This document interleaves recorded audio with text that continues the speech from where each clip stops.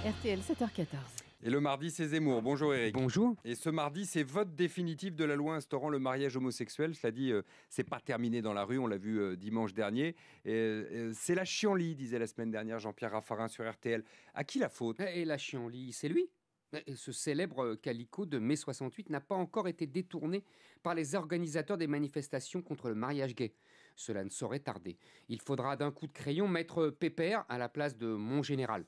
Mais après tout, c'est grâce à la solidité des institutions léguées par le père de la 5e que son successeur lointain peut ignorer des manifestations de rue de plus en plus impressionnantes. Et grâce aux farces et attrapes laissées par Michel Debré dans la Constitution, qu'il a pu accélérer la procédure parlementaire pour mettre un terme à la guérilla d'un carteron de députés UMP.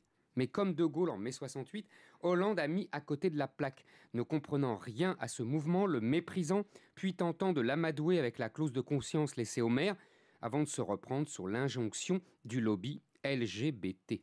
De Gaulle excitait la verve des manifestants par sa raideur souveraine. La faiblesse d'Hollande produit le même effet. La Ve République a été inventée pour résister aux pressions de tous les lobbies, pas pour mettre l'État à leur service.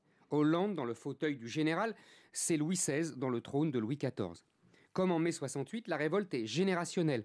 Des jeunes de 20 ans se rebellant contre une société atomisée, déstructurée, marchandisée et justement dominée par les élites 68ardes, devenues notables chenus mais puissants.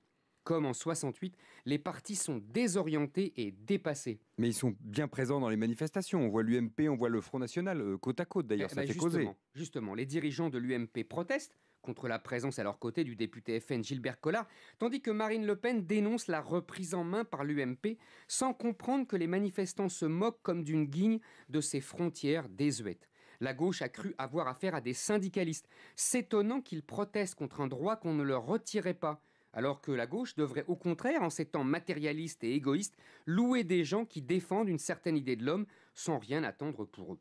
Depuis quelques jours, le pouvoir semble s'affoler. On accuse les opposants au mariage gay d'être d'odieux homophobes. Les mêmes qui interdisent farouchement tout amalgame entre délinquants et étrangers, entre terroristes islamistes et musulmans, se révèlent en rois de l'amalgame. Les grandes heures de notre histoire sont convoquées. Les ligues du 6 février 34 réveillées. La République est en danger. Valls a endossé la pelisse de Clémenceau, mais elle est trop grande pour lui. Quand Bertrand Delanoë dénonce les violences verbales et les intolérances, il pense sans doute à son ami Pierre Berger, qui déclarait il y a peu que si une bombe explosait sur les manifestants contre le mariage gay, il ne pleurerait pas. François Hollande a voulu traiter ce que sa ministre Taubira a elle-même qualifié de changement de civilisation comme une simple modification du barème de l'impôt sur le revenu. Il n'a pas mesuré la violence symbolique qu'il imposait à une société épuisée de subir les caprices et dictates de toutes les minorités depuis 40 ans. Cette violence symbolique est la cause et la mère de toutes les autres violences. Qui sème le vent récolte la tempête. Éric Zemmour, et évidemment on vous attend au 32-10 pour donner votre avis aujourd'hui, puisque c'est jour de vote encore une fois de cette loi instaurant le mariage homosexuel et l'adoption pour les homosexuels en France.